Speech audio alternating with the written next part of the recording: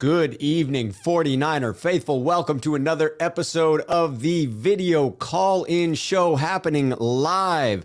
It is exclusively for sneakerheads to call in on video, but exciting news for the offseason. I have gotten the needed piece of media to cover up the video side of it, so I will be doing a call-in show for anybody to call in. I'm looking to do that over the weekend, potentially launching it this weekend, Super Bowl weekend. We shall see. Maybe it'll be next weekend. It'll be exciting no matter what it is. I was a little late in putting the tab, the link to call in the community tab. So if you are a sneakerhead, it is there now. I have put the link to the community tab on my YouTube page in the comments. All you have to do is go over to the chat that way and then click on that link. If you're a sneakerhead, you will then see a link to come into the StreamYard backstage. I have E. Kim back there right now. We're getting to it in just a moment, but I want to update fans as they are putting the updates in the chat about the coaching changes that have happened. I am going to bring up Cam Inman's tweet here, where he reports all of the current departures and arrivals. The arrivals is short. Anthony Lynn is the sole coach to come on board for the San Francisco 49ers. But as you might expect, with Mike McDaniel being hired as the Dolphins head coach, he took several coaches with him. Now, the 49ers had already moved on from one of those coaches, and I believe it is fair to assume that much like last year with Robert Saleh, there was a wink, wink, nudge, nudge agreement between Coach Shanahan and Coach McDaniel on who McDaniel would bring with him to the new role. So the departures are as follows. Obviously, Mike McDaniel already gone, Dolphins head coach. Richard Hightower, unrelated to that, was hired as the Bears special teams coach. John Embry was the coach I mentioned just a moment ago, where the Niners had neglected to bring him back. You could say they insulted him by offering him a lower salary. That certainly was a misstep in the PR department, if you ask me. He is now with the Dolphins as their assistant head coach and tight ends coach. The big update today is Wes Welker heading to the Dolphins as their wide receiver coach. And then you have Butch Berry and Zach Yenzer also departing. I'll be honest, I did not know Butch Berry and Zach Yenzer's names prior to this update. So I don't know that those are huge losses for the 49ers. Butch Berry goes to the Broncos as their offensive line coach, and it appears Zach Yenzer goes to the University of Kentucky as their offensive line coach. Just wanted to give you those quick updates to let you know what is going down with the San Francisco 49ers. It looks like people were up on the fact that Wes Welker was gone. Josh Mangold coming in. Josh, good to see you here. Yes, lost Wes Welker. That feels like one that is regrettable. There's certainly talent going out the door for the San Francisco 49ers. It will be up to Kyle Shanahan to replace that talent. 808 Samoan Niner Gang. How's it, brother Rob? I am doing well. Feeling good today. Doing some things around the house. Getting set. I'm excited. Looks like people are excited. I just want to say hello. Kyle, hello. Joe Stull, Sneakerhead here on the channel. What's up? As I said before, the link, I'm showing it here. This is the link to the YouTube page, my community tab on my YouTube page. If you are a sneakerhead, as Joe Stull is, as E. Kim is, then you go to that tab and you get the link to StreamYard, just like Korean 49er did. Bringing him in now, Korean 49er. How you doing today? I'm good, Rob. How are you doing? I'm doing very well. You know, I'll be honest that I'm a little concerned about some of the losses for the San Francisco 49ers along the coaching staff. I wasn't thrilled with the John Embry move from a public relations standpoint. I thought it was just a misstep by the 49ers. The Wes Welker one is really, I just don't know. Debo credited him for helping him rise to the level he's at. I'll be anxious to see who the Niners can replace him with. Yeah, coaching changes are inevitable. I think these guys are kind of nomad vagabonds, just ready to pack up and go to the next destination for the extra money. I can't blame Wes. No. Can't blame Wes for going to warmer weather. You can't. And let's call it out that because that was a lateral move for Wes Welker, Coach Shanahan could have blocked it and chose not to. So I think that speaks to he and Mike McDaniel having a bit of a gentleman's agreement about which coaches Mike would take with him and which would stay there. So you would think that Kyle Shanahan has someone in mind to replace Wes Welker. That's what I'm thinking. If Kyle didn't object to Wes moving on, I believe that to be the case. Nothing shows it not to be the case. Right. I think that's true. So, couple questions for you, Rob. Yeah, what do you got on your mind? Do you actually see the 49ers at least putting the feelers out and making contact with Tom Brady's representatives? Because that's been kind of going around, and I'm thinking I'd go with Trey, but if you get Tom on a 1-year contract with another year of an option, at least you got to at least give it consideration, because they made that mistake. The club made that mistake in 2020, and then I don't think they want to make it twice.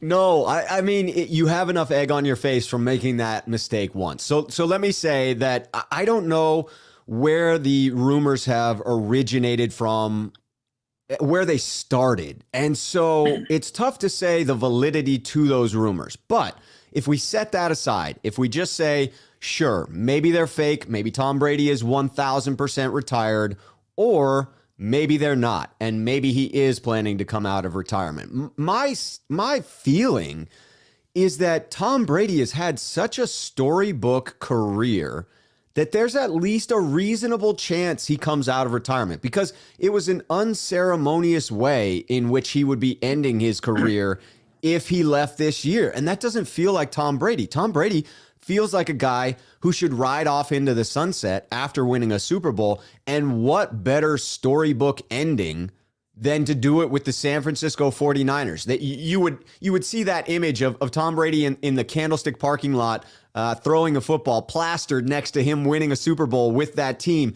And it would just be an unbelievable tale for his legend as the GOAT to grow. I mean, it would be playing in the same, uniform that Joe Montana, the other GOAT, had played in. So I don't think that there's a high likelihood of it. But to your original question of should the 49ers reach out? Yes. Yes, they should. And I'm on board with exactly what you lay out there. If you could bring in Tom on a 1-year deal, you still have Trey Lance under contract for 2 more years after that, with a 3rd year as his 5th year option, right? It would be a chance to learn behind Tom Brady. And you would think the only way that it gets done is if he takes a discount to come in, because the Niners are totally cash strapped. And then you have other players come in for discounted deals. To me, it would be foolish not to explore it, even if it's only a 1% chance. I think the team would find a way to make the money work, only because every team makes the money work somehow, unless you're in salary cap hell like the Saints and the Packers. But that's another story for another day. It is. It is. We may see some big releases from those teams, but you're right. Other teams make it work. Everybody's up against the cap consistently. Not everybody, but a lot of teams.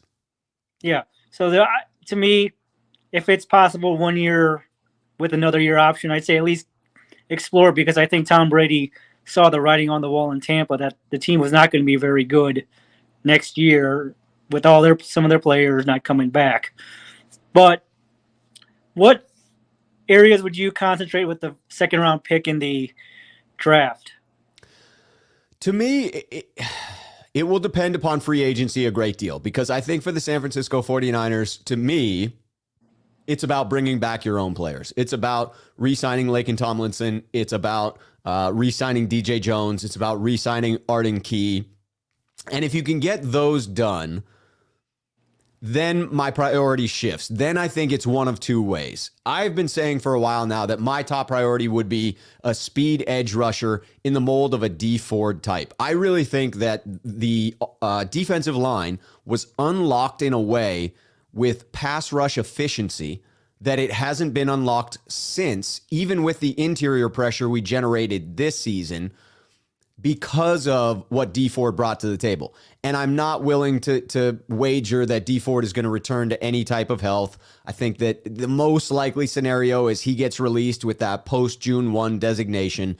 And so to me, top priority, that second round pick that we currently have would be on that speed edge rusher. But if not, I would go either cornerback or interior offensive line. I think within the starting realm, the bigger need would be get someone who can compete at right guard, but is your long-term answer at center. So that if Mac only comes back for one more year, you have somebody who potentially starts this year at right guard, or at least backs up the guard spots, and then slides into that center position seamlessly the following year when assuming Alex Mack does retire at some point, even though he is under contract for 2 more years.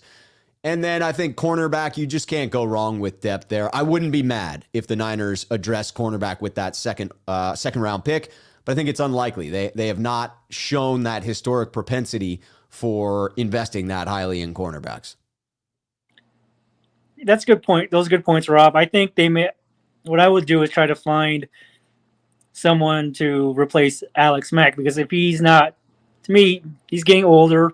Yeah. And, once you already kind of have those retirement seeds in the back of your mind, you're already kind of retired one way or the other.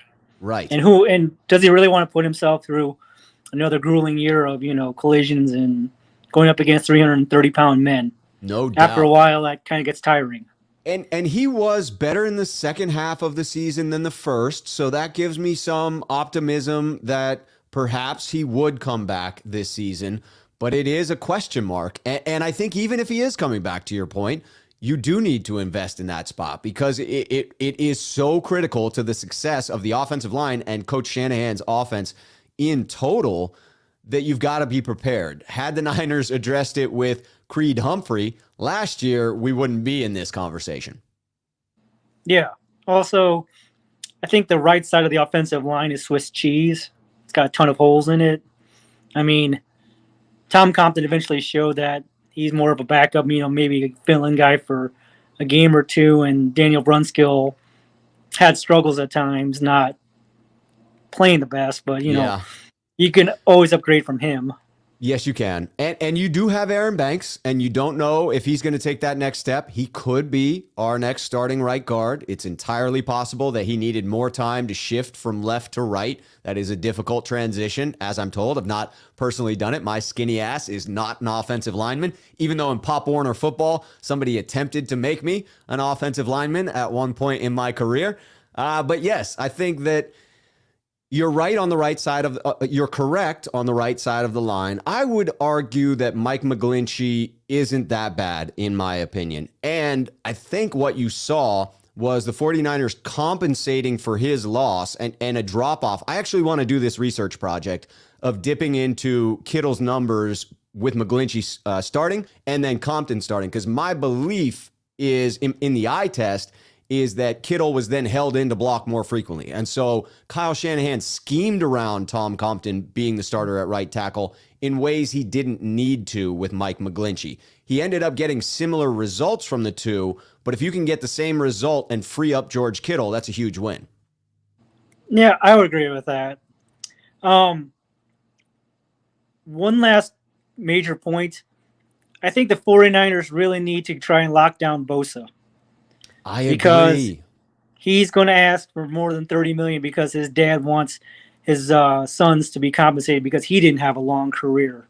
Yeah. To me, if TJ Watt is getting $28 million average a season, start at 30 and just play with the numbers because, I mean, if worse comes to worse, I'm kind of like Kenny Rogers, the gambler. If the money's too great, put your chips in and say, hey, we're going to consider trading you. Maybe you get a couple first-round picks in a second. You never know because I think he's the asset that will get you the most in return. Yes, you got to know when to hold them. You got to know when to fold them. Because to me, I agree that getting him done this year actually saves you some money because the next couple of top DNs will probably get paid over this season, and then that raises the bar, and the cap explodes, and Bosa's camp will obviously want more when all salaries rise at that point. And with Laken Tomlinson, I hope he comes back, but I feel that Miami may come in with a big offer just because they need to find a way to protect Tua, Yeah. not let him get crushed by those big guys. And and if he does go to Miami, he does get to save some money with the no state income tax. Yes, he does. And that's a big deal, a big freaking deal. The difference between California. It is the jock tax when it comes to taxing athletes. And so they are taxed on their game checks in the state in which they are played. And so really it's only about half of your game checks that then become state tax free by playing in Florida. Your away games will be taxed in whatever state you play them in. But if you're in California specifically playing for the Niners, not only are all of your home games taxed at that California rate, but one game every year is taxed at California because you're going down and playing the Rams in California. And then you're going up to Washington that has another high income tax, state income tax rate. And so again, it does play into a free agent's favor to be in a state like Texas or Florida. And so I do think that's a consideration. If it gets to 10 million for Laken, I don't know whether the Niners are going to match that. If it goes north of 10, I can't imagine the Niners matching that. Yeah. Oh, Washington is a non-tax state. Oh, that's right. I should know that because I'm right on the border, and I know people that choose to live over there and shop here in Oregon because they get no sales tax here and no income tax in Washington. I'm thinking of my own state that has a very high income tax rate for the state. Yeah. Nevada and Tennessee, I also believe, are no income tax states too. So, you researching this? Are you going to go move to a no state income tax state? Anything is, you know what they say. Show me some money and That's right. We can always talk. That's right. All right. Thanks, Rob. Appreciate you coming in, Kim. Always great talking to you. You too. All right, take care. We are coming on to Sean 951 Niners. We almost had to break to tradition in having Sean on. I'm going to get to a couple of comments. Sean, I'm going to be right with you because I want to make sure that those are in the chat are getting involved as well.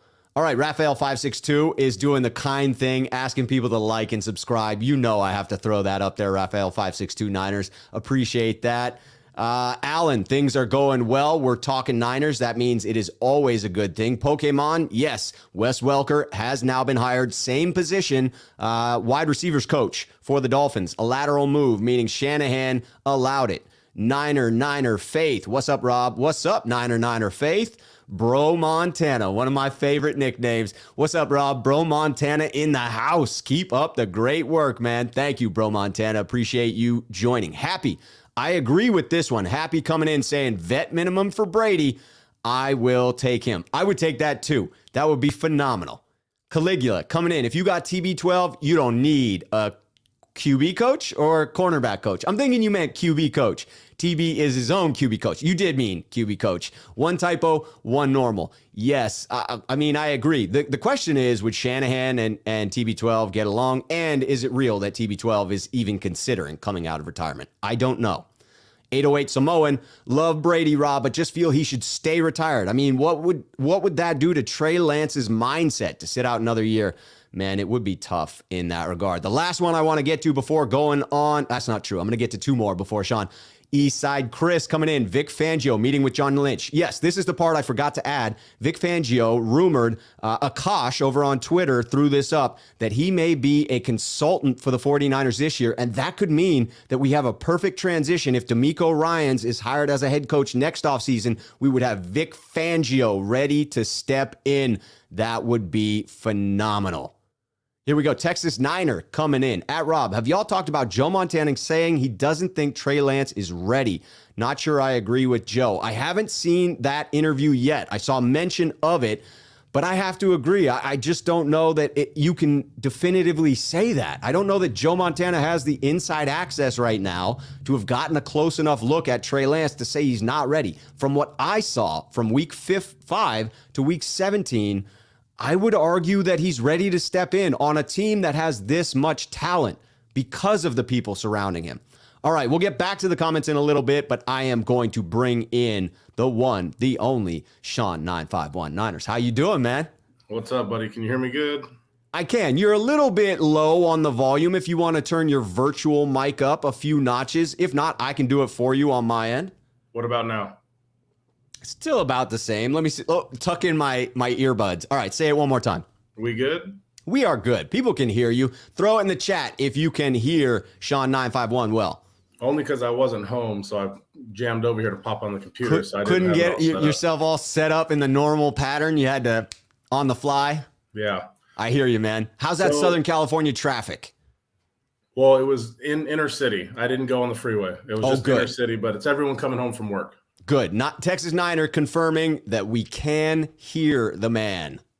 Perfect. You know, it's interesting coming on second. I have not done that before. So I get to actually comment on some things I've heard versus you and I just starting it off. You get to respond. So a few things I'll jump on there from Korean. Brady ain't going to be a 49er. 0%. 0%. All right. 0%. Spit it on me. What gives you that level of confidence? Because I'm like 99% he's not going to be a Niner, but I leave the door open with the 1%. So spit it to me. Why is it 0? So you and I are similar. I normally would always go with 99.9 just for the opportunity someone gets you and you're wrong. But you never know. Right. Brady's not a free agent. Okay. He's not. Brady takes a trade to happen, which means that's correct. It's not just, hey, Tom, yes, come over. We actually have to give up something. And guess what, Tampa Bay, if that's going to happen, what is Tampa Bay going to want? It's very simple. 2 initials, Jimmy G. Give me Jimmy G. I'll give you Brady. And here's the thing. If we get Brady, let's say, for example, if Tom wants to come to the 49ers, of course we know that. He wanted to come 2 years ago when he said, you chose that MFer over me, right? That's what he talked about on right. So everyone knows that people compare Joe Montana to Brady as well. Yes, he has more rings, but we talk about him being 4-0, et cetera, et cetera. There's no way they're going to bring him in for his last possible sniff to get a Super Bowl ring in Joe Montana's home, his house, to end that debate once and for all. Like, that's not going to happen. Number 2, why would Shanahan tell Trey Lance, hey, dude, wait 1 more year. I'm going to bring in that GOAT dude that wants to retire. But since he doesn't, I'm going to bring him in. You learn from him. Although you guys have no skill set that's the same, come in here and learn from the statue that you just saw, Jimmy G, but even a less mobile version of that guy. I would argue that Tom is less mobile around the perimeter, but much savvier at moving around the pocket. He has a way of stepping sideways, up, back, that avoids a little bit of pressure that I just don't think Jimmy had. He's one of the greatest quarterbacks ever. I'm referring this to Shanahan telling Lance, that's the dude you're going to watch, right? Yeah. So the last thing, if the Niners are going to bring in anybody to then tell Lance to kick back and relax, it's going to be what I said last week. It's going to be Aaron Rodgers. It's not going to be Tom Brady. If you're going to bring someone in to tell Lance, hey, you need to relax and chill another year, et cetera, then Lance is going to be gone. They're not going to do that to him because, number 1, he's already sat behind Jimmy. He's already experienced the playoffs. He's experienced crazy environments. He's already played 2 games. He won a game. He knows our offense. Yep. He's either going to play this year and we're going to have a veteran backup like a Tyrod Taylor. I liked what you said.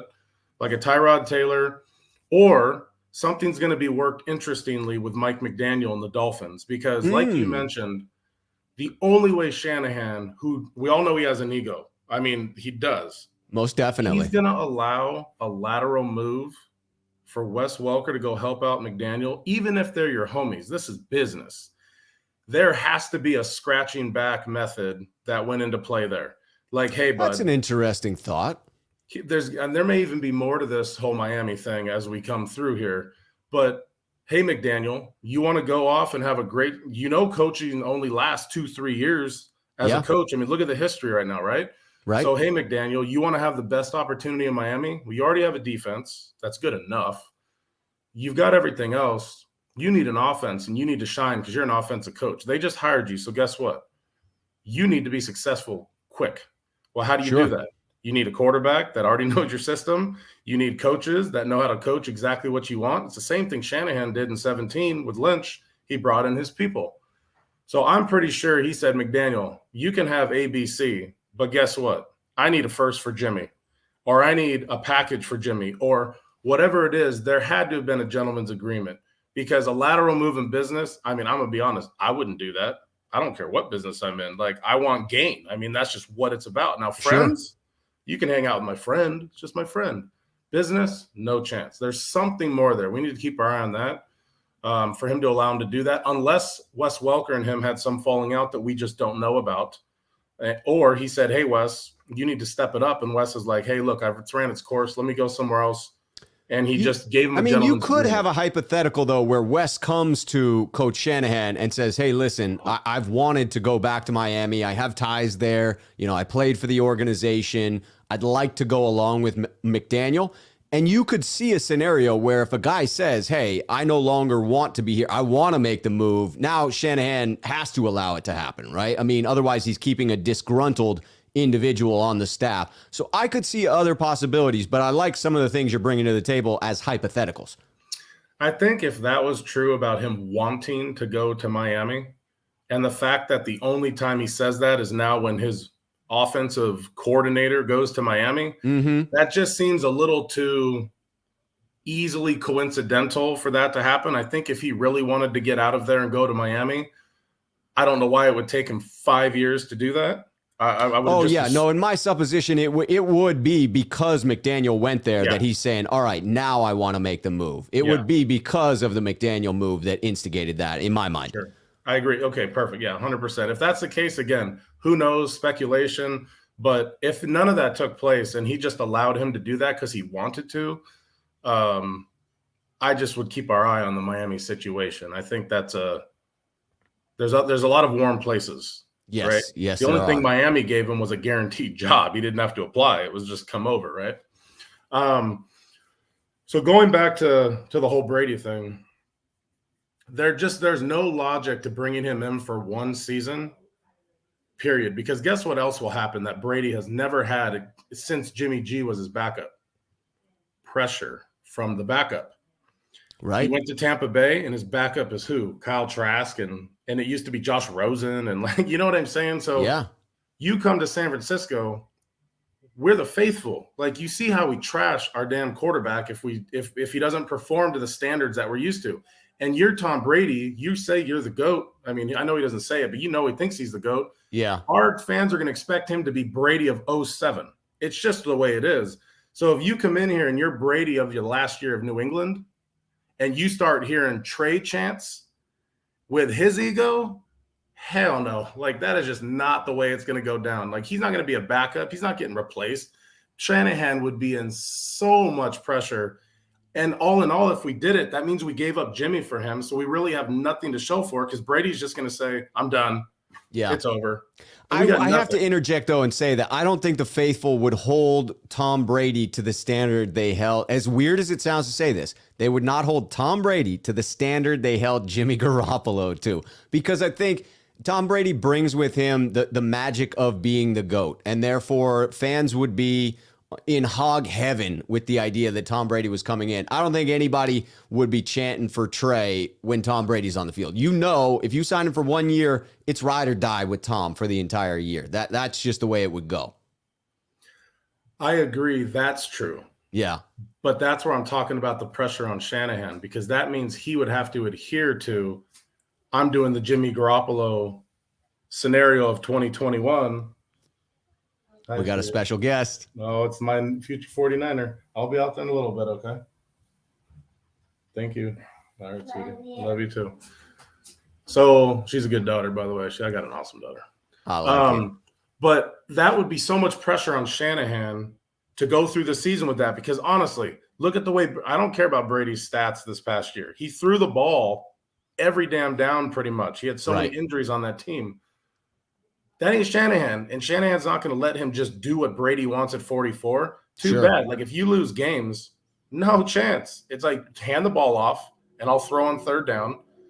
And even if he was to come in and be good, like, Jimmy was still good. Look where we got. I mean, I know he didn't get us there all the way like everyone's going to bury me for. But sure. But no, you cannot. I don't think you can argue that he's a good quarterback. I mean, the simple fact that someone's going to give up draft picks in order to trade for him and start him again emphasizes he's a good quarterback. Is he great? No, but he's good. I would rather trade Jimmy for, at worst, what you want, a second and a fourth. Yeah. At best, give me my number one. I don't care if it's the 30th pick or the first pick. Just give me a one for that guy. So we can now see that Trey, because remember, we gave him to Miami. So we got a one back. So now that, the whole trade deal looks like 2 firsts. Doesn't look like 3 anymore, okay? And use that on something that Trey needs, if you keep Trey, what he needs for offense to run, to balance what we need to do, whether it's a tackle, whether it's a right guard, I don't care, whoever it is, build. So you're showing Trey, hey, I'm building around you. And I'm using Jimmy's out. We get a first rounder. I'm using that guy to help you 2022. If not, then honestly, I'm telling you that move Trey, move guys, get A-Rod in there. He'll give you 3 more years of legit football. Now you can go after a Super Bowl 3 years in a row. I love that. I mean, I love either one of them. I also love starting Trey. I got to get to William Bennett. Sean, I'm going to come back to you. I might try and get both you guys in there after we get William going. Maybe we'll do a little roundtable. Someone suggested that on the page. Can I do one thing from Korean? One last point from Korean? Okay, bring it in. We're going to re-sign Laken Tomlinson. I sure hope so. Here's the backdoor reason. You mentioned it to him. You mentioned Aaron Banks. There's no reason they would have told Aaron Banks, you're not a left guard, go to right guard, if in 1 year they weren't going to bring back Laken Tomlinson when you already locked up Trent. There's a reason they told him to go to right guard, because they don't believe they're going to need him at left guard. They'll lock up Tomlinson. We should know soon, because there's a date that happens apparently February 15th, where after that, some dead money hits the Niners' books if they haven't renegotiated with Tomlinson. So we may find out really soon. Sean, I'm going to bring you back in just a little bit. I'm going to get to a couple of comments just before I do. All right, let's see. I had one, USMC. We're in agreement here. I just wanted to clarify my point. USMC Niners for life says Jimmy G is average. Please move on. His numbers show that. Geez, when I say good, I believe that's synonymous with average. If you are an average or slightly above average starting quarterback within the NFL, my belief is you are a good quarterback, because you are one of the 20th best people at that skill set in the entire world. So I don't think I'm being unfair when I use the term good, especially when I clarify I do not mean elite. So I think we're saying the same thing. We're just choosing different words in order to say it. Dusty Gold wondering if Kyle and Brady could coexist. Again, I don't really know that there's a whole lot of merit behind the rumors that Tom Brady could unretire. I give it a 1% chance. So I'm not betting on it. That's for sure. Joseph 559 at Rob, I truly believe Tom Brady will come back to play for the 49ers. Joseph 559, much higher than 1%. He is attempting to bring Brady in. Texas Niner at Rob, think about it. Trey Lance is what, 22? Coming in from North Dakota State University and then being able to work and learn behind the arguably best quarterback ever to play. I'm telling you, I would be fine with him sitting a second year. That happens to lots of quarterbacks. Chris Royal, I missed your super chat earlier, and I apologize for that. Chris Royal coming in, Wes Welker going to Miami. Yes, lateral move. Kyle Shanahan could have blocked it and didn't, so I think he was prepared for that. I think he was set for Wes Welker to move on. There had to be some conversation there with he and Mike McDaniel where they agreed on the coaches that could go with Mike McDaniel, and Coach Shanahan would not object to them. If it's a promotion, they can go no matter what. If it's a lateral move like Wes Welker just did, even though he may have gotten a pay increase, he certainly is paying fewer taxes, because I don't think the jock tax applies to coaches. I think they're taxed in their home state. So to me, he had to get that approval because it could have been blocked. He could have put the kibosh on it. We have a new member of the Sneakerhead community coming in, Celts Chronicles. Welcome, Celts Chronicles. You have a chance to join this show if you would like to. Hitting one more super chat, and then William Bennett's coming in. Rodgers or Brady? Who would I want? Rob. Oof. I mean, that was who would you want, Rob? But then Man, so I like Trey, and I don't want to give up Trey. I agree with Sean 951 Niners that, I mean, it's a fact. You would need to trade for Brady. However, I would guess that there was a gentleman's understanding when Brady came to Tampa Bay, that you treat his legend with respect, that if he decides he's retiring or decides he wants to go to another team, you don't mess with that.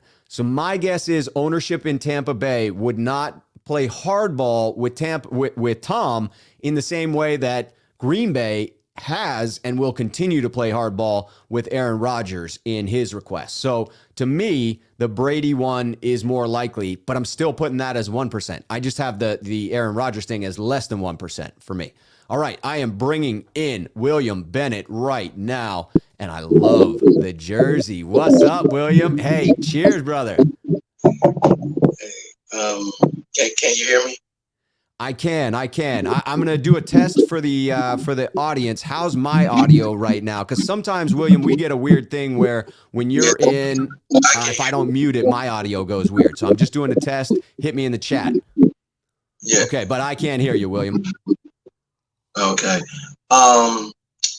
This is my thing. First of all, how you doing, Faithful? How you doing, Rob? Hope everybody week been going well. My first thing that I want to tackle is just talk about Tom Brady coming to the Niners. Yes, it would be a magical Disney-like experience. But just like Disney, it's a fairy tale. It's just not gonna happen. I think Tom, for one, is still salty that we went with Jimmy when he did want to come to the Niners and we gave him a no. I think Tom is still salty about that look. Also, like Sean 951 said, it's not just Tom wanting to come to us. It would have to be a trade involved. Right now, I'm not really happy with trading anything for a quarterback who's only gonna play 1 year. That sets us so far back, and we don't have the draft picks to just give up for something like that. I'm ready to move on to Trey Lance. I think a lot of times our team, our organization gets into these fantasies of what do you call it? Remnants. And it hurts and hinders our progression. Sometimes it's great to know your past, but sometimes you got to move on to in the future. And this is our time now, because if we don't move on now, I see there's going to be dark times ahead. My other thing is, and this is going to be something that's not very popular, and a lot of people won't agree with me on that. I know you probably won't, Rob, but I'm going to say it because I think it's need to be said. I will be the Thanos of this. A lot of people said that Cal isn't a choker. He's a great coach, but if I'm going to go off of the stats, he's been on the stage to where this man could have had 3 Super Bowls. 3. And every time it gets to the fourth quarter or the stage gets big for him, he seems to just zone out. Not to say that he's not a great offensive coordinator, not to say that he's not a good coach, but for some people just can't seal the deal. And I think actually Anthony Lynn has came in not only to help the running game, but to also help with Trey Lance. Because Trey Lance is a running quarterback. He's a mobile quarterback. And you got to understand something. Cal has shown in the past, he has no idea, and he said it himself, no idea what to do with a running quarterback. You've seen it in Washington. You've seen it earlier this year when he said, I just had to step away from doing the 2-system quarterback because Trey coming in, it just was throwing him off. He just didn't know how to deal with it. He said it out his mouth. Like I said to a chat to you before, Rob, Cal does not know how to end games. It's like if he's not up enough to where it's a gimme and the pressure's on, you've seen with Debo had to tell him, look, put me in. Give me the ball. Because if he did not give Debo that ball in that Cowboys game, and they would have threw it like he was originally gonna go, we may not have seen Green Bay. We may have not seen the Rams. You gotta understand, Cal sometimes is his own worst enemy. A lot of people won't say it, but I'm going to say it. I'm going to go off his stats. And whenever the stage is there, he tends to choke. That Rams game, when you go up, what were we up by, was it 10 points? 10 points. Now all it is a time management. You're not giving Debo the ball. You're throwing the ball to Travis Benjamin. You're throwing the ball to Hastings with the game on the line. Not nobody who's been significant in this season. 2 dudes off the bench. I mean, come on. You're going to put your season, your Super Bowl, your championship on the line for JaMychal Hastings. I mean, come on. If you'd have seen the look on Jimmy's face when all that was going on, that misdirection and confusion on the line, Jimmy looked like, are you going to call a timeout? I mean, he didn't. He had timeouts and didn't call one. What was he saving them for? I mean, I'm just keeping it real. Let me get in because I heard from, I'm just going to mute it because I heard from the chat's over that way, that there's a little bit of an echo that happens when we're both unmuted. I don't know how that's possible because I know you got the earbuds, and so that should eliminate any echo, but somehow we got it. So I mute while you're talking, and then I'm going to mute you to respond because that'll eliminate the echo and make it good for folks. But I think you're right about Coach Shanahan. My hope, I don't go so far as to say that he chokes, but I think that is another way of saying what I'm about to say, just a little harsher. I believe he gets tight in those moments and acts irrationally and does things that are out of character for him. And I can relate to it because when I get into a high pressure moment, and the only thing that I've ever been in that feels similar to me is a high stakes poker game. But when I get into a high stakes poker game where I have some money on the line that I find to be, significant to me, maybe not significant to Coach Shanahan, but significant to me, when I push all the chips into the middle of the table and I'm bluffing or I'm not, my heart is going. I'm giving secrets to anyone who plays against me right now because they can watch my carotid artery and see that I'm going. But to me, the more I do that, once I've pushed the chips in one time in the night, the next time it's not quite as bad, and the next time it's not quite as bad. So my hope is that while I acknowledge he struggles in those big moments, he's so good as a head coach and as a play designer that he's gotten himself back to those big moments multiple times. And my hope is that in getting there continually, eventually those moments won't be any bigger to him than the rest of the moments, and his genius will bleed into it. Because I also was perplexed by the idea that you didn't decide to use the timeout. I mean, I guess you're saving the timeouts for later in the drive, but that was a critical third down, and it felt like they were hurried at that point, and they could have gathered themselves. I'm sure they would have called timeout before the 4th down, but it just didn't work out that way. But to your point, why are you throwing the pass to JaMychal Hastings? Why is JaMychal Hastings in? I get it. He's your 3rd down back.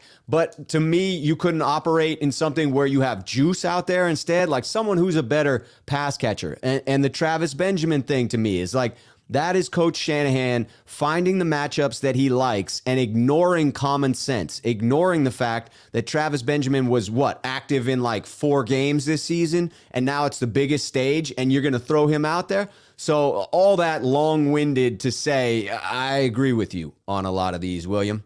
I'm going to unmute you now and mute myself. Yeah, exactly. Like I said, I know sometimes people don't like to see the writing on the wall sometimes because you just want to believe certain things, but it was apparent. And it's like, why is Debo on the sideline and JaMychal Hastings in, where you could have put Debo in that spot?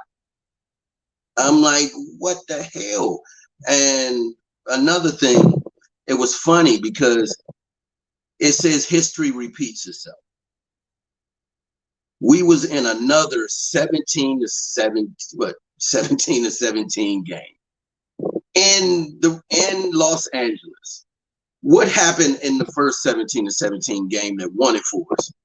Stafford threw the ball up to Odell Beckham, and Thomas picked it off. It just so happens with the game on the line. Stafford throws the ball up, but instead of going to Odell this time, he goes to Cup. And he's like, maybe I can have another Tampa Bay miracle. And he throws it up. And we all were standing there like, oh, that ball don't have the gas. It's you looking right at Tartan, you just like, all you got to do is catch that ball and this game is over. And it just was funny to me to where everybody harped on the rookie. If you remember what I said, I believe the rookie's gonna get better with more reps. The rookie saved the game that time. The veteran lost it. I know people don't like to say, oh, yeah. I understand, but sometimes with all that goes on, sometimes it comes down to one play. You feel me? No doubt. And he dropped the ball, but like I said, he let the moment get too big for him. When they showed the replay, you could clearly see he was already ready to run. And he closed his hands before the ball even got there. He was already in his mind. What the Niners, what Cal should have did, especially at the end of that game. I don't care what's going on. Call the timeout. Take a break. You see what Aaron Donald did with the defense. He gathered them all up and he said, look, calm down. We're going to go out here. This is what we're going to do. He gathered them. Kyle should have, or somebody on that sideline, Kyle should have called a timeout, said, look, calm yourself. Calm yourself. And right now we would be going into this Super Bowl instead of the Rams. I have to admit that to me that makes sense. I mean, I also understand not wasting the time out in that scenario, but I do think you had to do something to change the momentum because it just didn't feel like that was a drive that was going anywhere after those first couple of plays. And it would have been an ideal opportunity to gather yourself, to just say, all right, the next 2 downs are critical, right? It's 3rd and long in our own territory, and Aaron Donald is getting after it right now. I tend to agree with that. William, I wanted to do a little bit of a roundtable, but because we got the echo thing going, I can't do that. But I got to get to Leo, but I want to try and figure this out. You and I got to connect offline when we're not live so that we can figure out how to eliminate that echo, because I love talking to you and I love conversing. And that way we can do the freaking roundtable thing, my friend. Yeah. I'm not sure where the echo myself is coming from. I don't know, but I'm going to maybe try some different headphones. Maybe that will solve it next time. Try some hardwired headphones, like the old school AirPods. What I'm going to try next. I'm an Android guy. Maybe these AirBuds just ain't working. Maybe they don't like me. I don't know. Apple's telling you, it's like, man, get off that Android, get onto some Apple devices. Hey, I tell them. But hey, I always appreciate the time. Rob, you my guy. Hey, I also want to say I appreciate you this season. You made all of us Niner fans who are not able to go to the game feel like we were there by you giving your broadcast at the games. That Green Bay game, those other games that you broadcast from, I really felt like I was in the stadium. I appreciate you that for my guy. And also, I like to see you do some things with Crocker on your show. I think y'all have a great rapport and a great show. Thank you, William. I'm going to attempt to get more games next season. I'm attempting to do 4 road games. I will try to get to Levi's. I'm going to try to do some events there. I'm going to try and make that happen. And I agree about me and Croc. That was a great show when I had him on. I am just about to reach out to him and see if he's willing to continue those type of collaborations. William, I will hopefully see you next week with some Hardwire buds, and we'll keep chatting. All right, man. You take care, brother. Hey, if the shoe fits. Yes, baby. Yes. All right. You have a good one, William. All right, I'm going to get to some super chats, and then I'm bringing in Leo, who is in the back. And Leo was our lucky recipient of a mug recently. I don't think it's arrived yet. I sent him the tracking information. It went out, but I don't know that it's there. We got Bruce R. coming in with the super chat. Red Fangio spoke with Lynch today. Mentor to Ryans. The way I understand it, what I would think makes the most sense, and what Akash was saying on Twitter that I would agree with, is that this is going to be a consultation role for Fangio this year, but it tags him to the 49ers organization such that next year, when D'Amico, quite obviously, if he performs at the same level, gets an opportunity as a head coach, as he almost got this year or may have gotten and declined, that sets up an immediate transition from D'Amico Ryans to Vic Fangio, and I could not be more freaking excited about that. I love having Vic Fangio involved with this organization in any fashion because I think he's a phenomenal defensive mind. Brian Rivera, one of our sneakerheads coming in, lukewarm take. A lukewarm take. I like it. Let Bosa walk. $30 million a year, too much. Debo needs his bag. So draft edge rusher in the draft and invest in free agency a cornerback instead, Gilmore or J.C. Jackson. Brian, that's an interesting take on it, and I don't think too far out of the box. I think you appropriately labeled that lukewarm and that it's not a super hot take.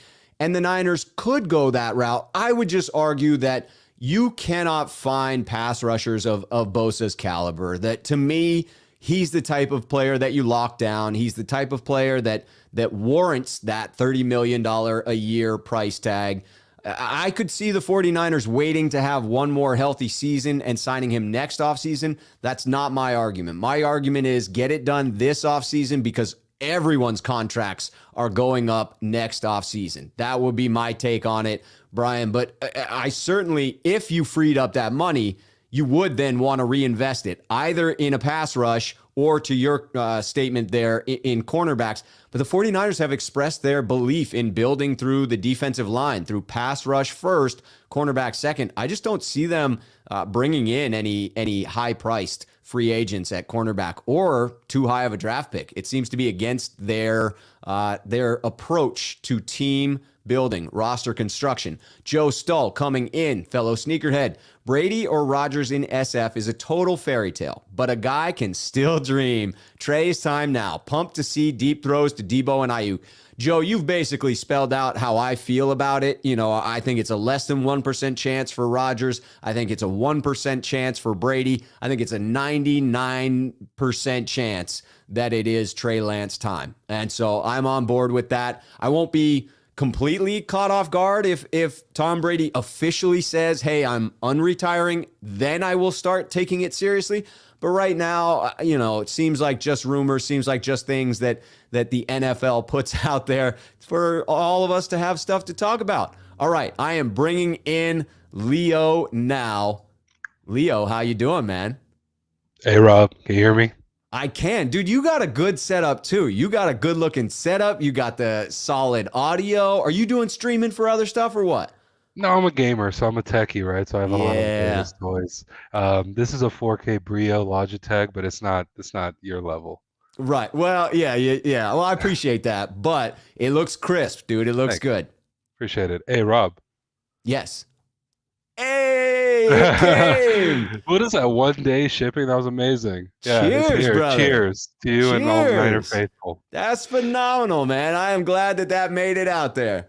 Really quick, because I grabbed it and I kind of ran upstairs. I wanted to put something in it, so I'm toasting something real and not an empty cup.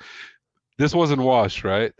No, it can't. No, it needs to be. You know, I mean, it's new. Yeah. It is new. Yes. It still has the hologram sticker on there, but it was not washed, and it was then thrown in a box. I would definitely wash it before sipping down anything on it. So we're not gonna have a real toast this time, but in the future we'll definitely have some libations. But we will, and we had a virtual toast, and people can imagine that it was filled with liquid. I see particles in there and stuff. I'm not taking the risk. No, I would not either. I'm a bit OCD in that regard. I would definitely run it through the dishwasher before you do. Right on. So I missed some of the chat earlier. So folks, if I repeat any topics or themes, forgive me. I just basically hopped on a few minutes ago. Wanted to start off by talking about Kittle a little bit. We talked about Kittle today at all? No, we have not. Let's talk about Kittle.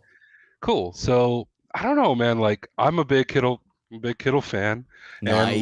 love his energy, love his playful banter. I feel like he might not be the rah-rah guy in the locker room, maybe, but I feel like he brings a fun spirit to the game. Maybe keeps guys relaxed during the game. So I've just been a fan of Kittle for a long time, and this is not even his playing abilities, just as a person, right? I don't think he takes Yes. himself too seriously, and that's a Niner spirit that I love. Um, but I want to see more out of Kittle. I want to see more, I guess, offensive production, more yards. I heard folks talking about the call earlier about not giving the ball to Debo one time in the fourth Right. quarter. Still breaks my heart, but It it's does. not just Tebow, right? It's not just Debo. It's like you got to put the ball in your playmakers' hands when the game Yes. is on the line. And like the fact that Kittle wasn't getting targets, it's just baffling. So I want to see him stay healthy. I don't want him to go anywhere. I know there was some Kittle hate earlier in the season. I don't know if you subscribe to that I do necessarily. not at Yeah, all. but I want to see him play. Do you think he'll be more productive? I know we were talking about Ayuk being more productive. I'm calling right now receipts. I have high hopes for Jennings. I think Jennings will be productive. Do you think Kittle's going to be more productive with Lance?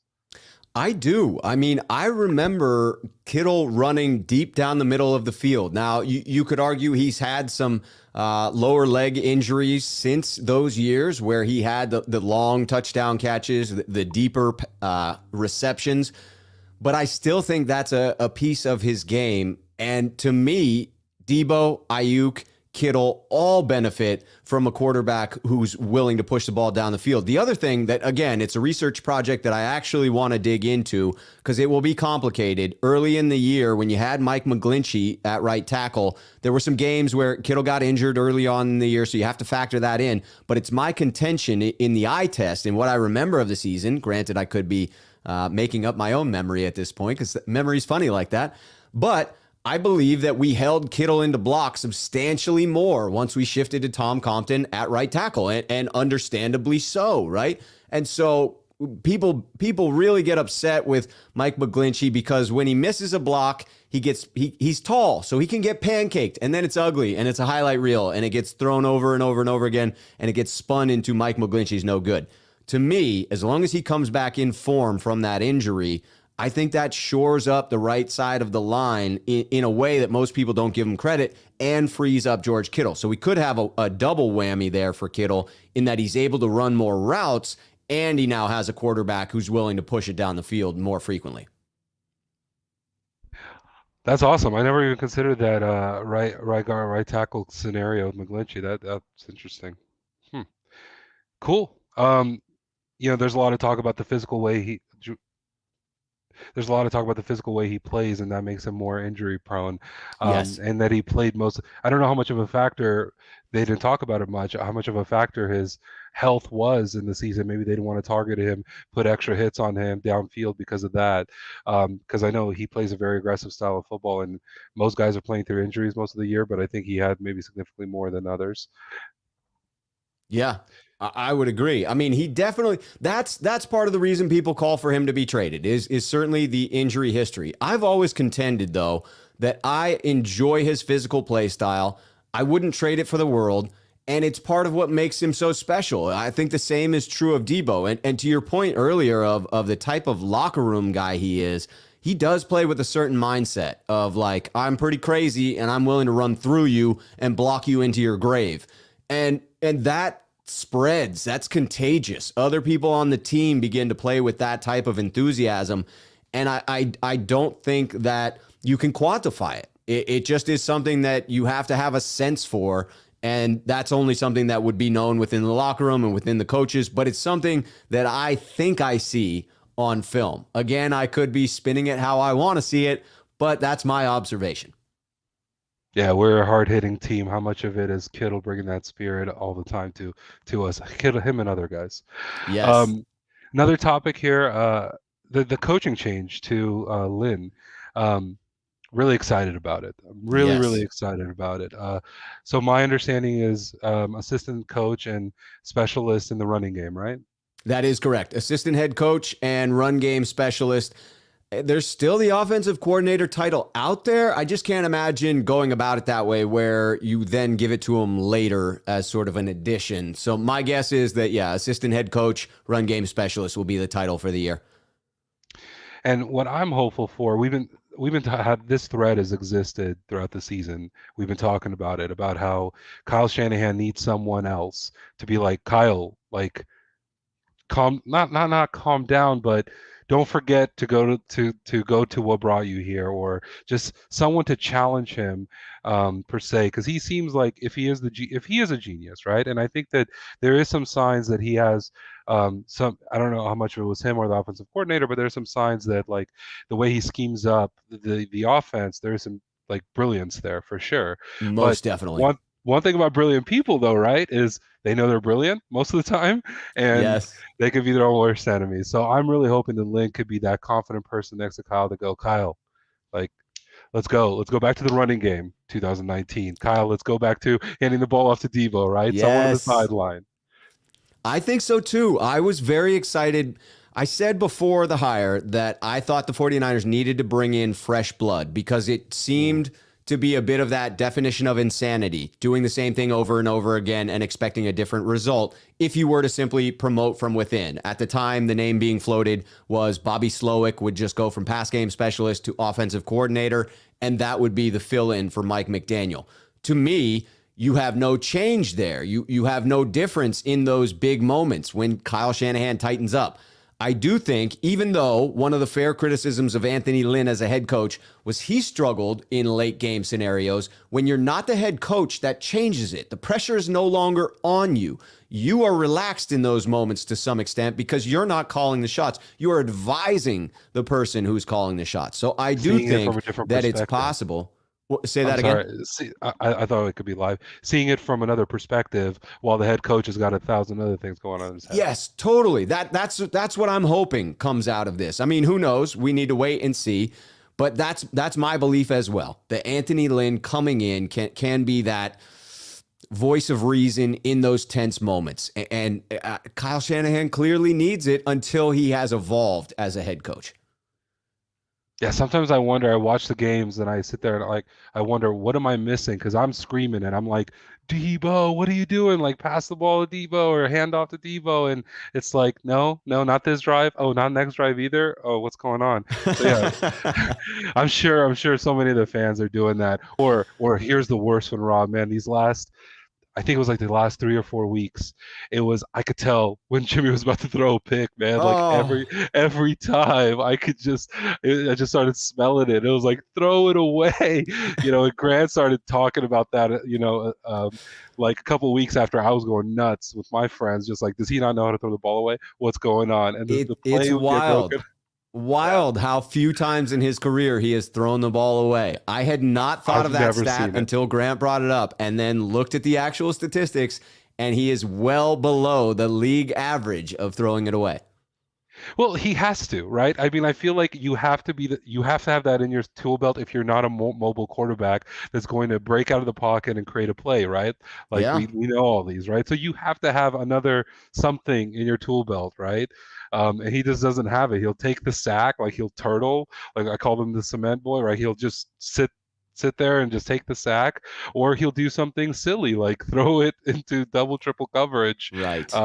being spied. Like, right. I don't know how we got here, but those were. Oh, I think it's just like people calling things out during the game, and how, yeah, like with Kittle, with Jimmy Garoppolo, just yelling things from the sideline, from the couch as well. Leo, how would you feel about, I've been wanting to try this since someone suggested it, doing a little roundtable. How would you feel if I brought Sean back in here and we had a little 3-man roundtable going on? The more the merrier. Everyone's yes, welcome. Sean, you good with that? I think Sean's good with that. Yes. Here we go. We got a roundtable. We got a Sneakerhead roundtable going on. All right.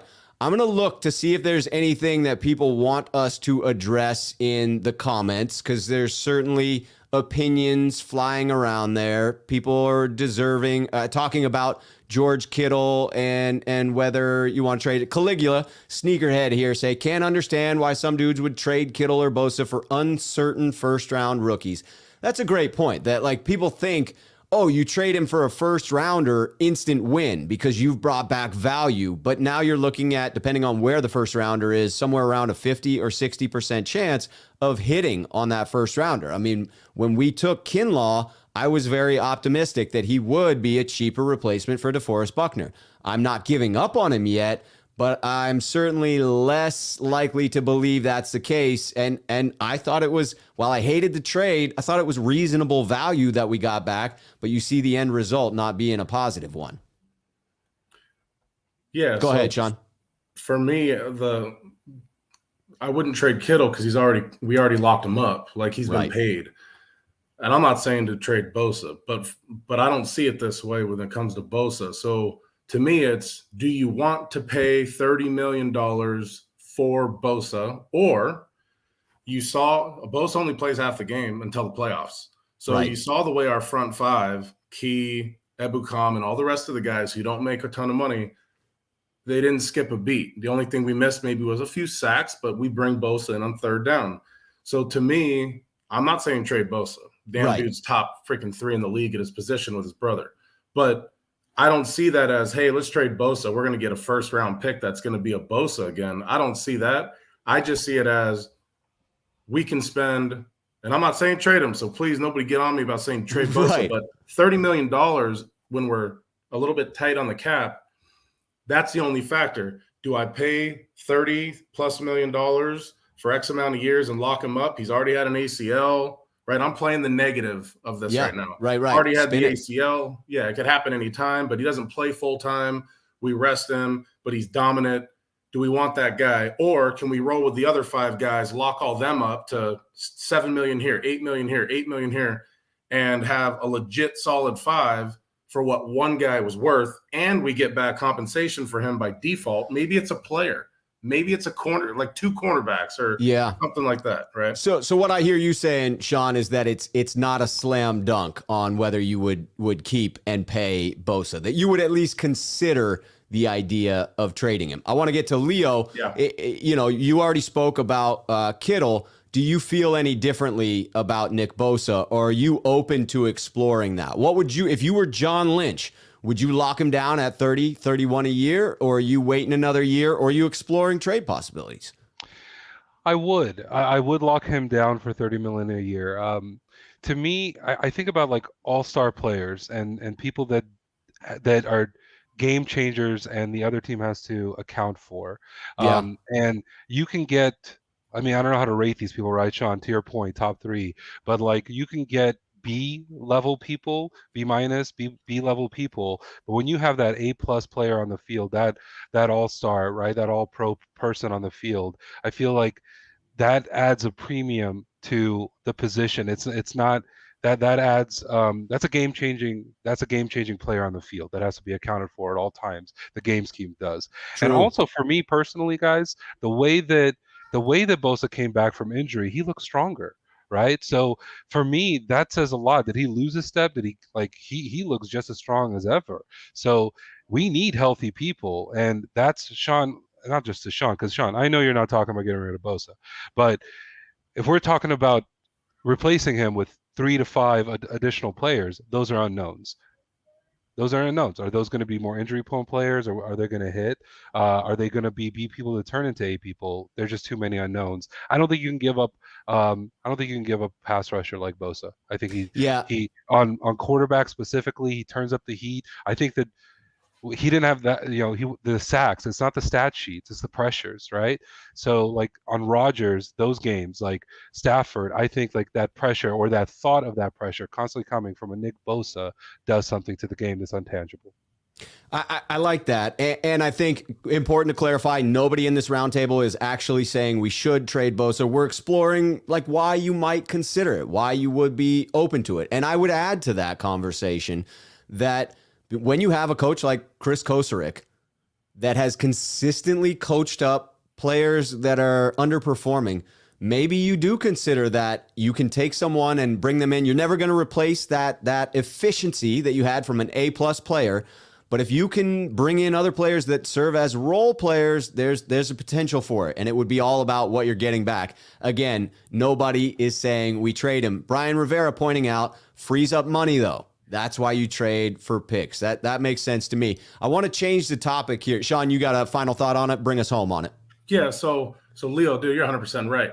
Like, I mean, everything you say is right. So, like, for me, I'm bringing up hypotheticals, right? So, dude, Bosa is incredibly amazing. Like, no one here needs to talk about how good Bosa is. That dude is just, like I said, I say top 3. Shoot, I'll take him. I take him and Watt and his brother. Like, I'm good. Yeah. But the thing is, this is still a business, so we can be fans and wish and hope for Christmas presents all day long. But at the end of the day, you have to think like York, Lynch, Shanahan, and how do we win Super Bowls if I'm sitting there getting ready to tie up Debo and Bosa, or Debo or Bosa? I'm just saying, if I'm in that room and somebody will give me something legit for Bosa, it doesn't have to be draft pick. What if I get, and I'm just hypothetical, right? What if I get that cornerback that I really, really need that's legit, and I get a second rounder or whatever it may be? Those are just things you want to at least consider, because at the end of the day, he did come back stronger. His season was amazing.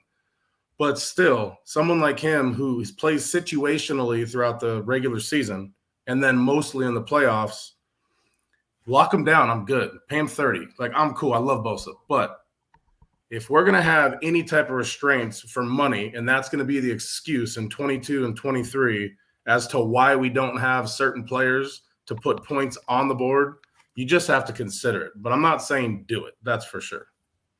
I like that clarification, and I do want to change the topic.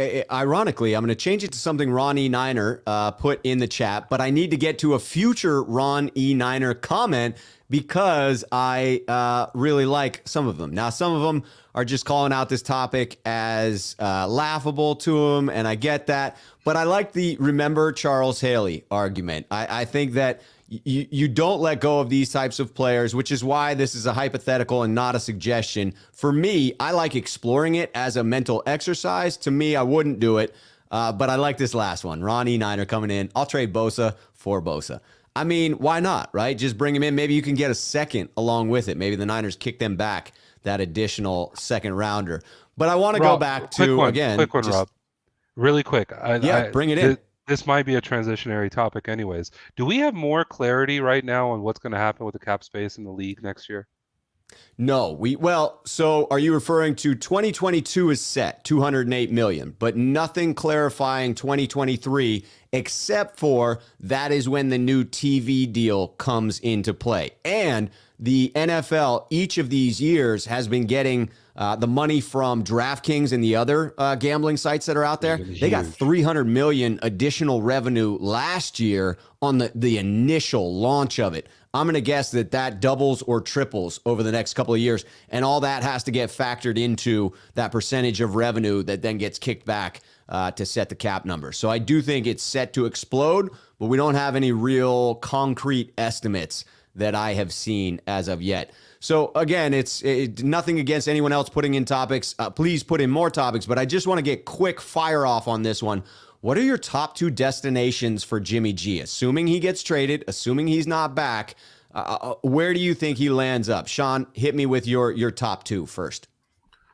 So you're asking me this question as in I care about Jimmy, where he goes, or you're talking in compensation for my team? Like, I just want to make sure I answer you accurately. I mean, either one. If you don't care about Jimmy, you don't need to fake it. But if you care where he ends up, then great. But no, I'm talking team, not the comp we get back. Assume the comp is the same no matter where he goes. It could be a player. It could be picks. Forget about that. Just destination. What does your gut tell you where Jimmy G puts on that new clean uniform?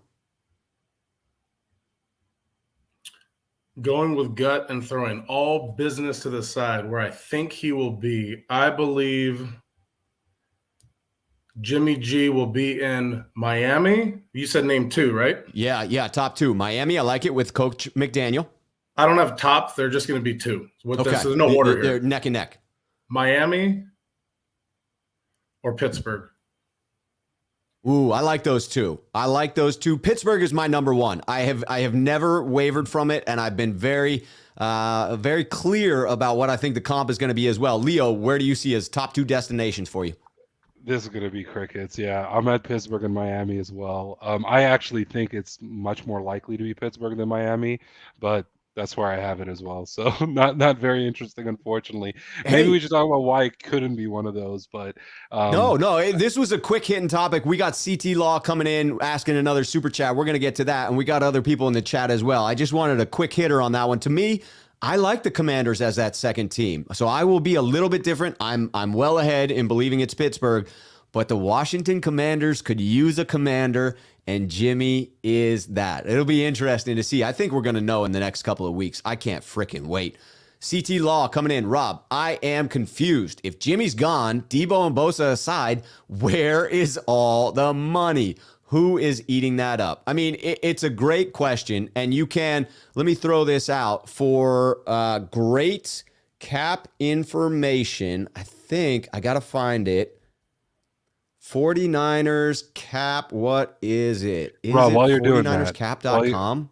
while you're Jason doing that, Hurley on Twitter does a phenomenal website. I am trying to find the link to, yes, 49erscap.com. Phenomenal resource. I'm talking to Jason right now, trying to potentially get him on the program, but you can go there. He breaks it down. It is phenomenal, the level of detail that he gets into. And I am going to look at right now that roster and see who is taking it up. So for now, if one of you gentlemen, Leo, if you'd like to speak to your opinion on who's eating up that cap and why the Niners are up against it, please feel free. I'm going to be doing a little research on the side.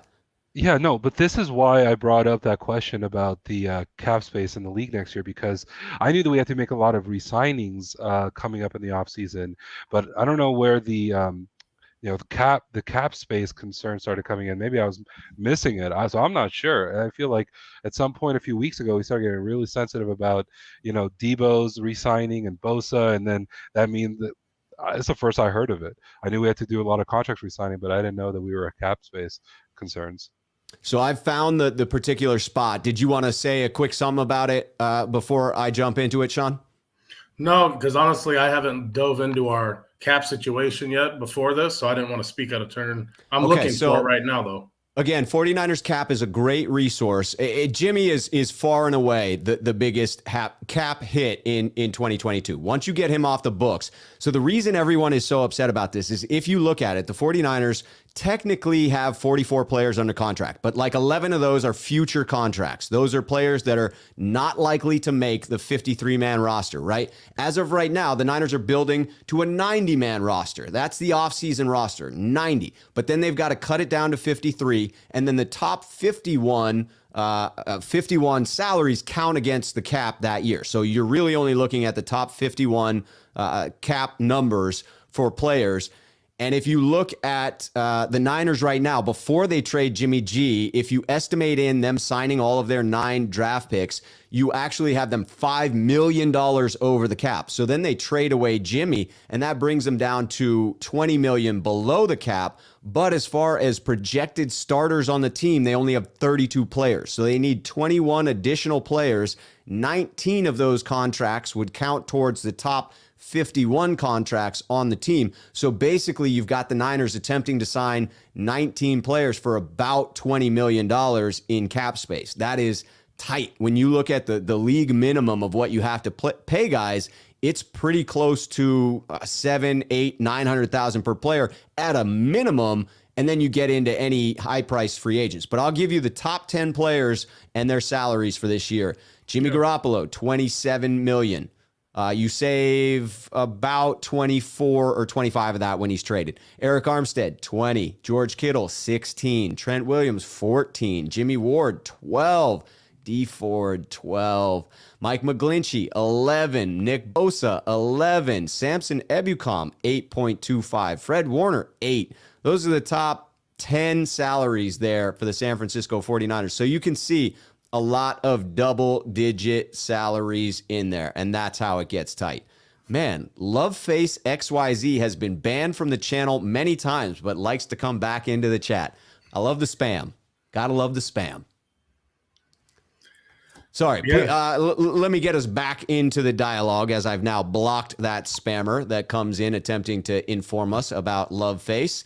But yes, that is the salary cap thing. So do you guys, when you consider that the Niners are tight up against it, and you consider that the Niners need to prioritize bringing back some of their free agents, do either of you feel it is likely that the Niners will bring in any considerable outside free agents? Sean, we can start with yourself. I literally just, with my phone, bumped mute when you said, all I heard was free agent. What was the word before that?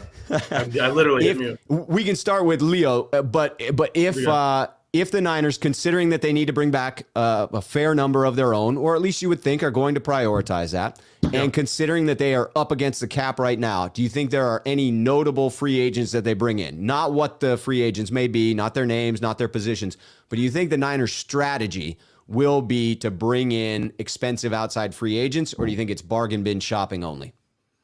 I wouldn't use the word strategy because they don't have any evidence of monetary ability to strategize bringing in high price free agents unless you're doing this via trade. But I think you hit it good earlier or was it last week or earlier in the week? Your top 5 signing or re-signs make a lot of sense to me in-house. If you can do that, then you can play around, I think, at that point, assuming you're keeping Lance and you're not going any quarterback. So Lance is our quarterback.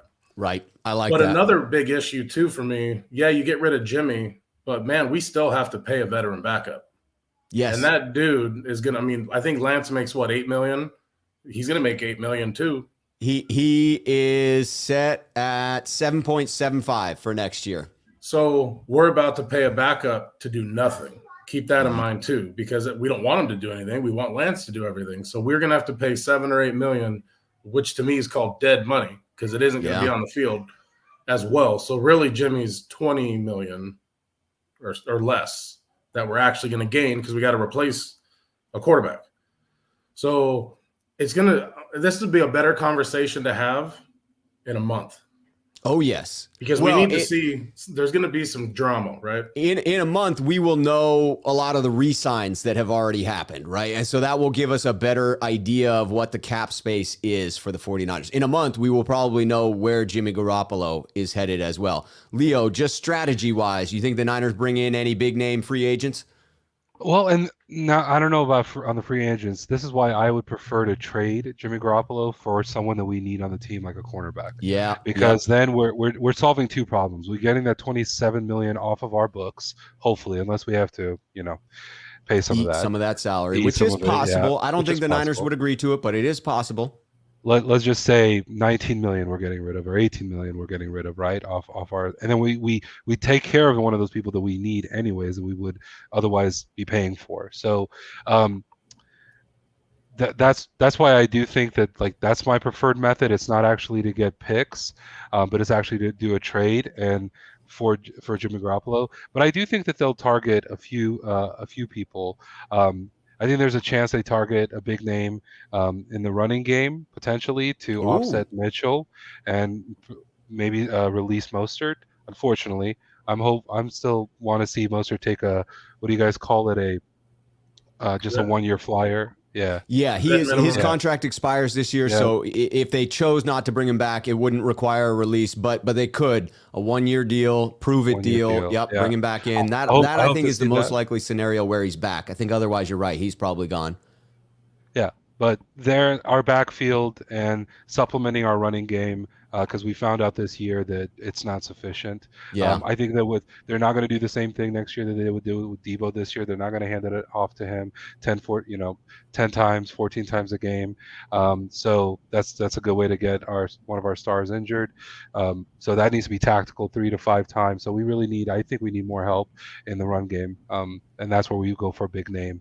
That would be interesting because that would be contrary to what the 49ers have typically done. They've brought in some mid-level free agents. They've brought in some mid-level draft picks. But the true value that they get is with Bobby Turner finding these late-round gems that he does, much like Elijah Mitchell. So that's a bold prediction. I like that one. We're going to bring in CT Law's comment. Do you got a final one on that one, Sean? Bring it to us. I would love running back, but honestly, I think this year told us why we don't spend money on running backs. I mean, Mitchell cost us nothing, and he was a gem. The one we spent money on was Sermon, and who knows? So we're going to learn a lot about Sermon to see. I'm telling you, Miami is going to be a big thing in the next 30, 45 days. I'm really curious who McDaniels wants, who's had discussions previously before becoming the coach of who he would like to see come to his team and who Shanahan would like to see moved as well, because he's still going to run the same system. So it's going to be interesting. Come back to me about who I'd like to see traded. Ooh, okay. All right. Let me get to this comment here, and then we can bring in that topic. CT Law, I still say something fishy with Tampa. You just went to the NFC Championship game, and rookie is a long shot to get you there. Brady has to be on the horizon. What I will say to the Brady topic, I don't know that we need to get back into it. I don't think we need to get the panel, involved in the discussion. I feel like we've hit the Brady topic. I think what has to be said is you must explore it. You don't necessarily have to make the move. You can certainly have your opinions about where his skill set is. But I think when you talk about Lance sitting another year, it is different. It is different to me to sit behind Jimmy Garoppolo than it is to sit behind arguably, and maybe not even arguably, maybe it's fact at this point in time, the greatest of all time at the quarterback position. I spent a long time talking about the difference between generations. I don't think it's fair to compare Joe Montana to Tom Brady. I don't think it's fair to compare Joe Montana to Johnny Unitas. I certainly don't think it's fair to compare Johnny Unitas to Tom Brady. They're different eras. It's a different game. That said, it is fair to say that with what Brady has done, he's separated himself from the rest of the pack. Much like with Jerry Rice, there's no debate. There's no debate who's the greatest wide receiver of all time. It's Jerry frickin' Rice, and it's Jerry frickin' Rice by a country mile. Like, just don't even, if you're going to try to make the case, don't even talk to me about that, is what I have to say to anyone out there in the chat. If you think you can convince me that Jerry Rice isn't the greatest, I'm blocking your ass. That's just, no, I'm kidding.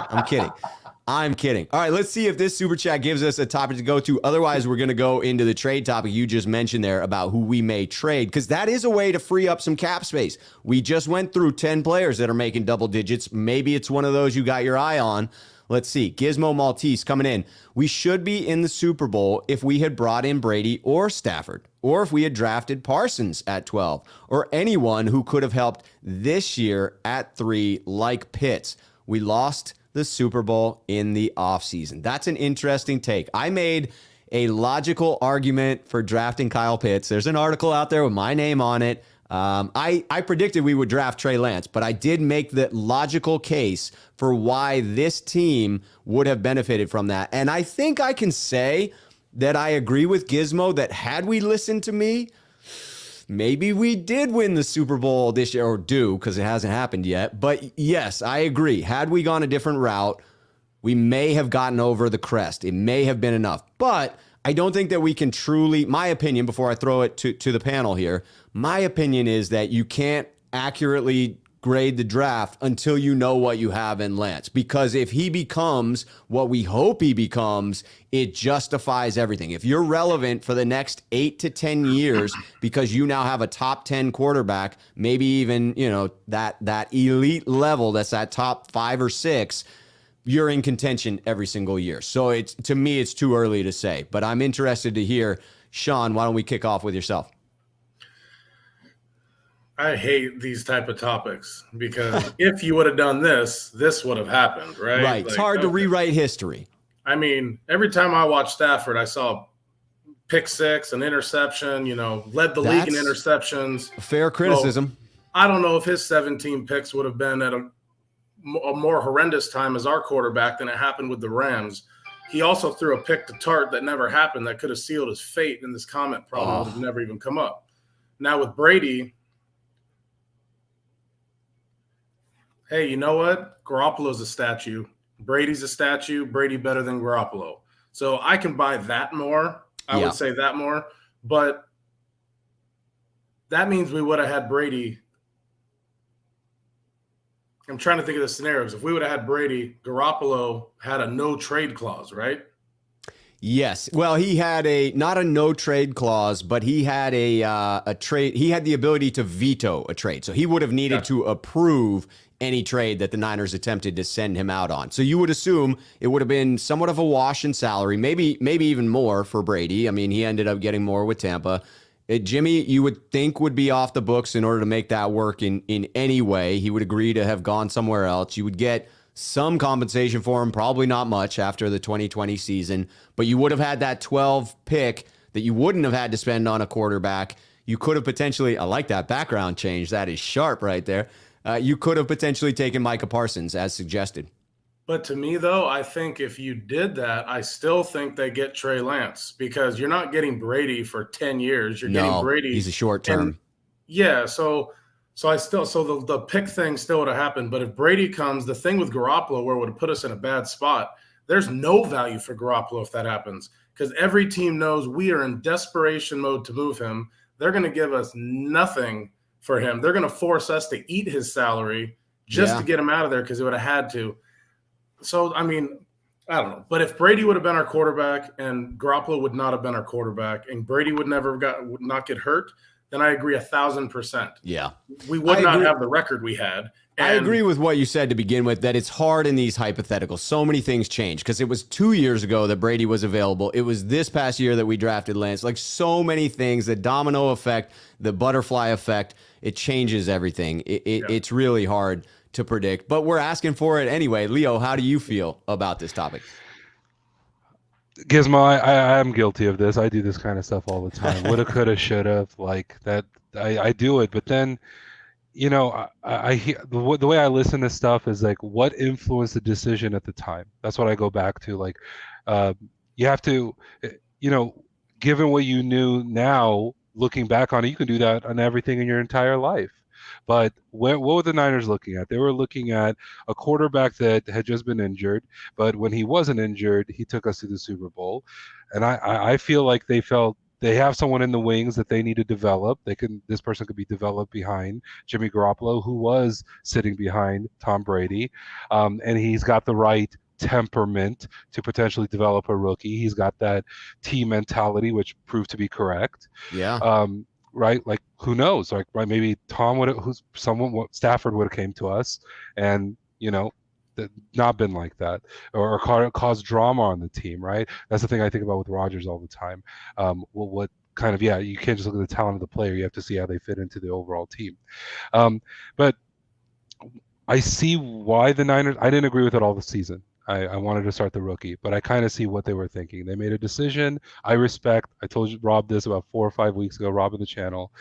They were consistent with their message from the beginning of the season to the end, and I have to respect that. You know, I think there was an opportunity to make a change, but that's what they chose to do. They chose to start him and now put Lance potentially in a situation where he's unprepared, emotionally, psychologically, as well as potentially physically in the scheme of the offense and all of that.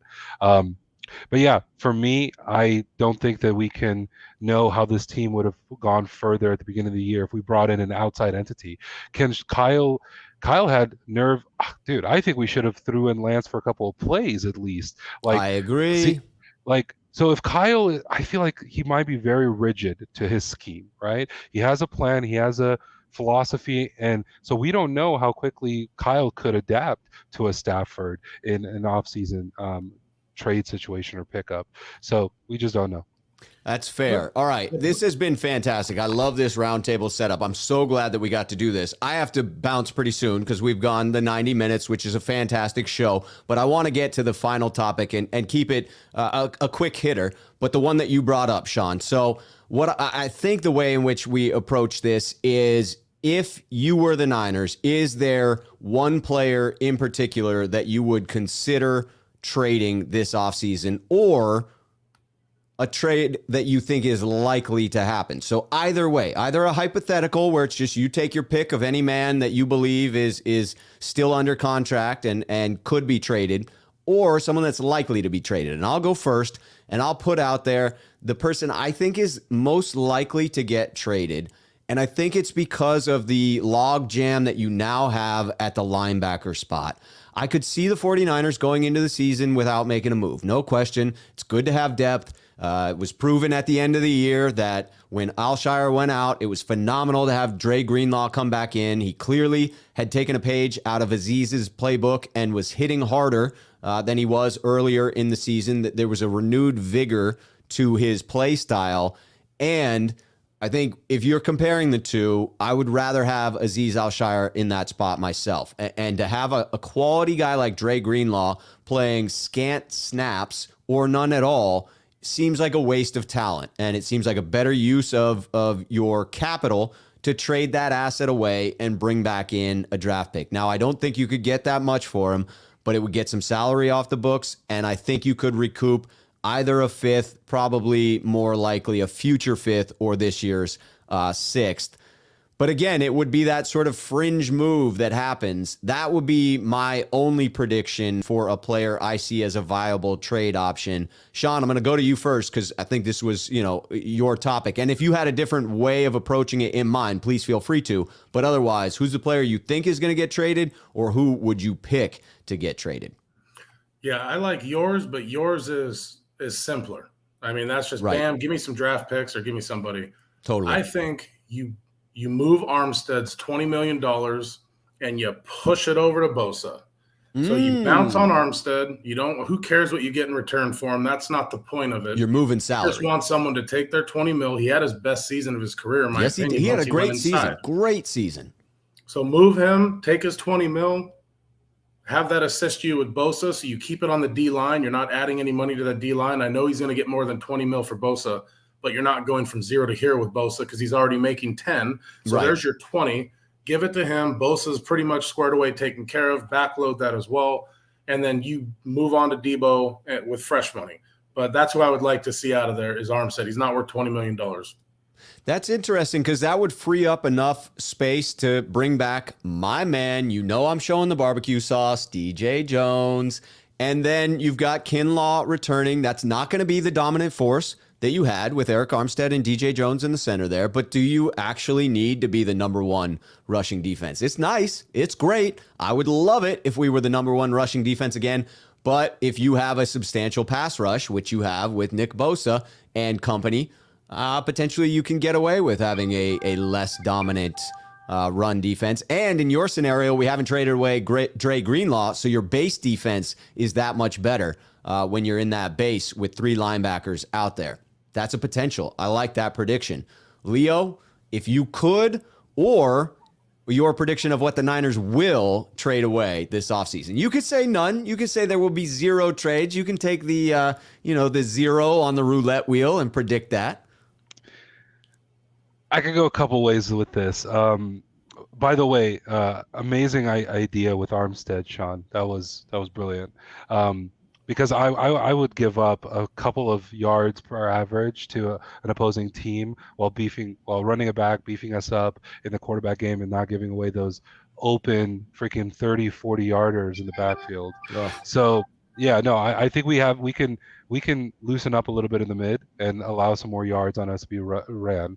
I was gonna take a lazy way out, just like Jimmy, right? And I know that you probably weren't wanting to hear that, but here's my point, right? And here's the point. It's so obvious, and that's already a give me, and that's a fact. But I think that was the missing piece to a winning season. I think that's it. If I can have my way, we keep the players we have. We keep pretty much every key position, every key player we have, and we just run it back with Lance, and that's all I want to see. I like that. I think that that's a sensible way to go about it. It makes sense to me. I think that that is happening, right? I mean, Jimmy Garoppolo is absolutely going to get traded. I don't buy any of this. Oh, there's a chance he's back with the San Francisco 49ers. Quite frankly, excuse my French, I say bullshit. I don't think that that's in any of the cards. That's just coach speak for, hey, we'd like to get some assets back in return for this guy. He's got value. We'd love to keep him, but we just can't. Wink, wink, nudge, nudge. Ain't happening. I like that prediction. This has been phenomenal. I love the roundtable setup with this call-in. We may have to make this happen more frequently within the call-in show. Thank you, gentlemen, both so much for being with me. Any parting shots that you would like to leave the Niner faithful with on your way out? Leo, please feel free, whether it is just a fond farewell or anything that you would like to say. Enjoy Sunday, everyone. enjoy Sunday. We're gonna whoever you're rooting for, whether you want to see some retaliation or you want to have some vindication, whichever it is, just enjoy football Sunday. Know that we're gonna have another amazing season, a relevant season next year, and that we saw some spectacular things this year that some fans go decades not seeing. Like I'm thinking about Debo. God, I love that man. That's my shot. Thank you. Well said. Well said. I just got to ask one word prediction. Who takes it on Sunday? Who you picking?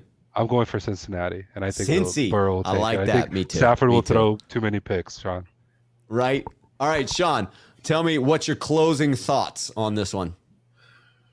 Yeah, I mean, last week and this week sucks, right? Our season just ended. There's a Super Bowl being played in which we've been in the playoffs for the last 8 weeks, it feels like. So we get to watch two teams that we beat this year play in the Super Bowl. But I mean, hey, over the next month, I mean, you know, the taste gets a little bit better. We're just speculating about our team, seeing what we think should happen immediately after our devastation of exiting. So, you know, hey, on to the next Thursday on this call and see what happens this week. And then let's just keep getting ready to build up for an awesome 2022 with this great platform that you've, you know, built here. And who do I think is going to win the Super Bowl? I don't know, because I flat out don't care. But so I'm not putting any money on this game. But the way Joe Burrow's season has gone and the way that offense has essentially transcended since our game against them. Yeah. I think Cincinnati's going to pull it out because that McPherson guy is not missed a kick in the playoffs. They keep, you know, calling him whatever his nickname is there, but I think they're going to walk it off on him with a field goal. And I do think Stafford is the reason they lose, and that is going to be something McVay is going to have to live with the rest of this offseason going into next year since they went all in for Stafford. That's all me. right. I That's like it. think. I like it. Gentlemen, thank you both for joining me today. This was an absolute blast. I hope to see you both next Thursday. Hey, without a doubt, man. Hey, I got mine too here, big dog. Cheers, gentlemen. Cheers. All right. All right, ladies and gentlemen, I am thrilled with this episode of the Niner live call-in show for the Sneakerhead community. Again, if you want to become a Sneakerhead, first you got to subscribe to the channel, and then a little button for joining the channel pops up. That's how you do it. But if you want to call in, there is going to be a call-in show for everybody. There's going to be a little cover-up on the screen so people won't be able to see your face, but maybe that's better for you. Maybe you just want to have your voice coming into the program to be able to say what you want to say. I still will ask people to be respectful of the channel. I still will ask people not to use coarse language. That is appreciated, but it will be open to everybody. Always trying to keep it positive because that's the type of dude that I am. I believe in kindness. I believe in positivity. I believe in karma. What you put out into the world is what you get back. I'm trying to put positive stuff out into the world. I hope that's what I get back in a call-in show. This was a phenomenal video call-in show, phenomenal Sneakerhead contributions by everybody. My hope is William Bennett and I can figure out the headphone issue so that he can be part of the freaking roundtable, because that was awesome. I appreciate everybody who's been here in the comment sections. We got, man, Ellis10 coming in, just showing a little bit of love. I absolutely appreciate that. Man, got JR Flores coming in. Great show, brother. Appreciate that. And Ellis10 again coming back in a second time to show a little more love. Man, I am so appreciative of all you guys. If you enjoy the content, please do consider hitting the like button before you leave the video. It helps amplify my message. If you love the shows in general, consider subscribing to the channel. Subscribing is absolutely free. And there are very inexpensive ways to become a sneakerhead and support the channel in that way. I am, again, just so appreciative for this opportunity to be here, talking with all of you people, having that dialogue, chatting with other fellow Niner faithful, because I dig it. I just freaking dig it. G.I. Jones at the buzzer. How awesome would it be if if we actually got Brady to mentor Lance while we win a Super Bowl? I'm excited for Lance. Needs some polish, but will be worth it. G.I. Jones, I don't think there's any reason that we can't fantasize about that potential storybook ending. It could happen. I'm putting it at a 1% chance. So 99% of the time, I think it ain't happening, but there is a chance, and I would be all for it. I'm all about storybook endings. And for a kid that grew up in San Mateo, Tom Brady, to then come back and quarterback the team that he grew up loving as the greatest of all time at the position, I don't have a problem saying that for Tom. Man, that would be a hell of a storyline. It would give me plenty to talk about, and I wouldn't be mad at that. 808 Samoan coming in just to show some love. I appreciate that. I appreciate all of you. Until next time, I'll be back with Jack Hammer tomorrow. Follow me on Twitter at The Left Shoe to find out what time I'll be on with Jack Hammer, and I'll be on with Grant Cohn on his channel as well. But as I was saying, until then, cheers, Niner faithful.